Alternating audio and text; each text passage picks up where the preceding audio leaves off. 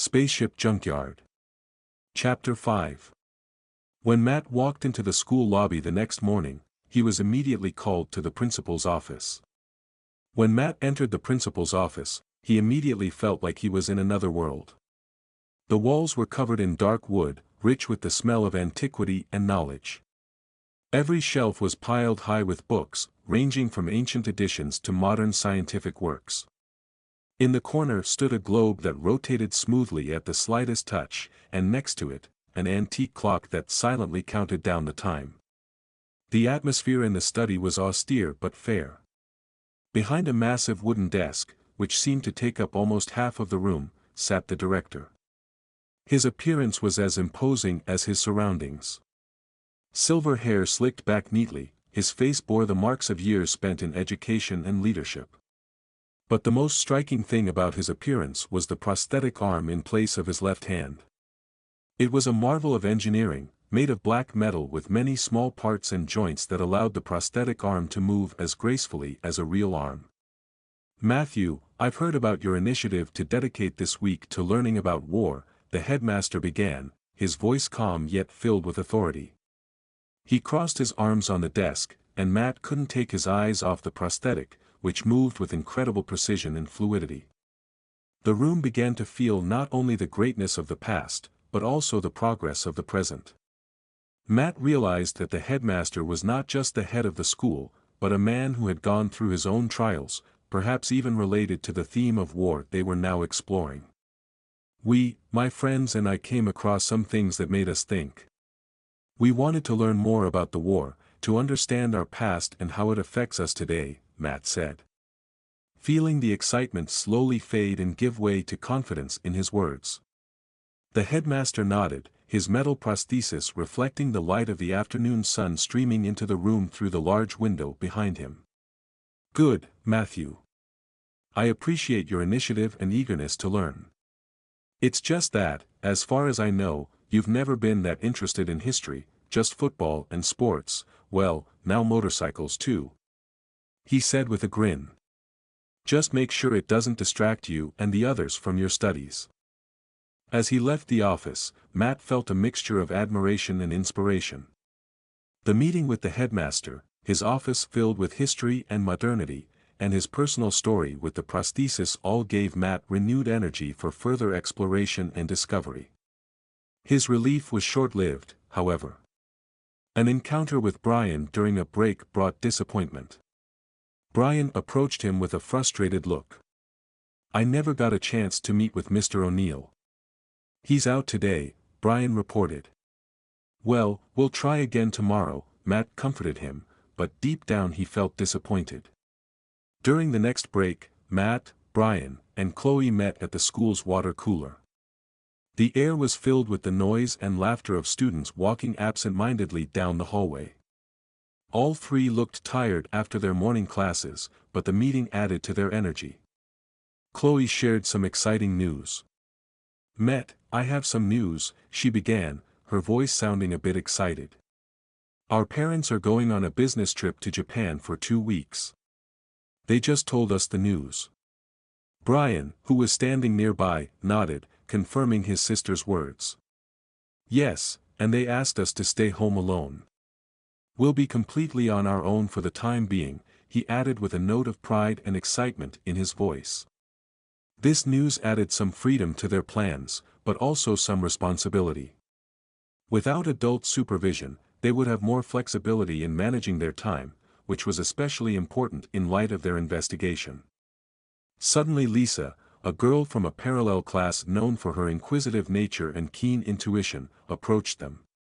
She was dressed in her characteristic style, a bright blouse and black pants, and held several history books in her hands. "Hey guys," she began, her voice sounding excited. "I heard that you guys are having a war studies week. That's really cool. But I have something interesting for you." Chloe, Matt, and Brian exchanged glances, sensing that Lisa had indeed found something important. "My history teacher told my class today about the pilot of the same shuttle that was rescued from the explosion. Turns out he lost an arm in the rescue and was decorated as a hero. But after the ceremony, he disappeared. No one knows where he is now, she continued, her eyes burning with curiosity. Suddenly, everyone realized that this was not just a historical fact, but a key part of the mystery they were trying to solve. The connection between the shuttle in the junkyard and the missing hero could be a crucial thread in their search. "We need to find out more about this pilot," Matt said firmly. "If he's still alive, he might be able to answer a lot of our questions." "But how are we going to find him?" Chloe doubted. "If he disappeared after the award? We'll start with the archives from that time, the interviews, the award reports. Maybe there are clues there," Brian suggested, already drawing up a plan of action. "I'll help with the search," Lisa interjected. "I'm good at finding information." The boys agreed with the idea of Lisa helping them with their search. They realized they were on the verge of a major discovery that could shed light on the mysteries of the past and possibly change their understanding of the war on Mars. The next day, Brian finally met with Mr. O'Neill. With hope in his voice, he asked about the military algorithms, but the teacher kindly said no. "I understand your enthusiasm, Brian, but these technologies are too complex and sensitive for the video your dog is playing," Mr. O'Neill explained. Frustrated but not broken, Brian decided to tell his teacher a little about the discovery he and his friends had made. "I got my hands on a certain storage device that may contain data from a minute before the alien ship exploded. This is the file I can't open." "Now I understand your eagerness," O'Neill replied. "Okay, I have to think about it. I'll get back to you next week, maybe I can help." Left alone, Brian felt a mixture of disappointment and hope. He knew that Mr. O'Neill had knowledge and resources that could help in their search. Back home, he gathered his friends and told them about his conversation with his teacher. "Mr. O'Neill said he would think about our problem and give us an answer next week," he reported. Chloe and Matt exchanged looks. "That means we have time to prepare and gather as much information as we can for Mr. O'Neill," Chloe said with optimism in her voice. "Yes, and we should make the most of that time," Matt added. "Maybe we should pay another visit to the junkyard this weekend. Maybe we'll find something else to help us recover the files." "Yeah, right," Brian agreed. "We'll get the tools, get to the rest of the memory modules in the engine bays and retrieve them. Maybe that file is still intact in there." Inspired by this idea, the boys began planning their expedition to the junkyard. They made a list of the tools they would need, including screwdrivers, pliers, wrenches, and even a laptop for an initial on-site review of the extracted data. "We should also bring flashlights and gloves," Chloe reminded them. "It's going to be muddy and possibly dangerous." "And let's not forget goggles," Matt added. "Who knows what's out there?" After finalizing the details, they agreed that Matt would take his father's pickup truck and pick them up Saturday morning. They spent the rest of the weekend preparing, checking tools, making sure their gear was ready, and reviewing notes from their previous visits to the dump to make sure they hadn't missed anything important. This mission felt like more than just curiosity. They felt like true explorers, on the verge of a major discovery.